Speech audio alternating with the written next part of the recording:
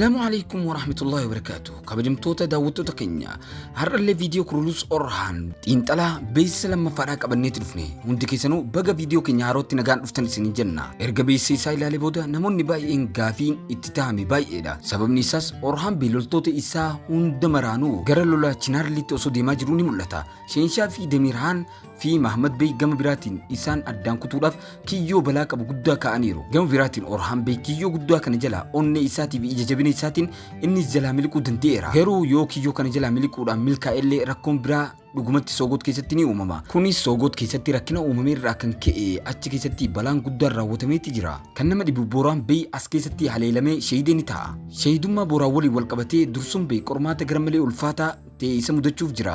Beeysa keessatti akka mul'atutti sheenshaa gantummaa dursuun baree Damirhaan itti isaa himuu ni mul'ata. Damirhaan gara naannoo karaasii geessuudhaan achitti akka ajjeesu ni mul'ata yookaan akkas barbaada. Garuu hiriyoonni isaa dursuun bee gonkuma achi hin ga'u jedhu jedhanii karaa irratti isa ni baraaru. Nama ishee baraaru immoo kan biraa osoo hin taane Halimee Haatuun nama isa baraaru ni taati. Sababni isaas beeysa irratti akka mul'atutti Halimee Haatuun akka waan geejjiba sana hordoftee ifatti arguu ni dandeessu.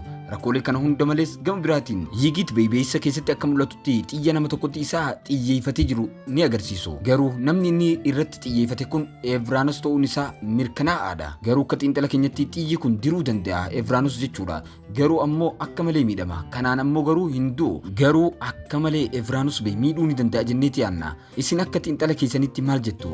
Xiyyi sun eenyurratti xiyyeeffateettaniiti yaaddu? Dhugumatti Evraanus yookiin Filaaviyoos irratti xiyyeeffate jettaniiti yaaddu? Yaada keessan koomentii irratti nu barreessuu hin dagatinaa isiniin jenna. Yoo haga ammatti chaanaala keenya Oromoo Riikard Dibbakee subscribe hin godhin akka subscribe gootanii mallattoo bilbilaa olirra kaa'attanii nu hordoftan asumaan isin afeerra. Kanuma wal qabatee warroonni viidiyoo kan like hin godhin like godhuudhaan vaayiraal akka nu baaftan asumaan isin gaafanna.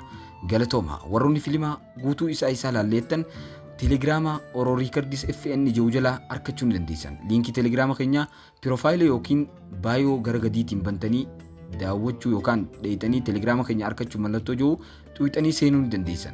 Kanaaf galatooma nageetti nu tura. Viidiyoo itti aanutti wal argina.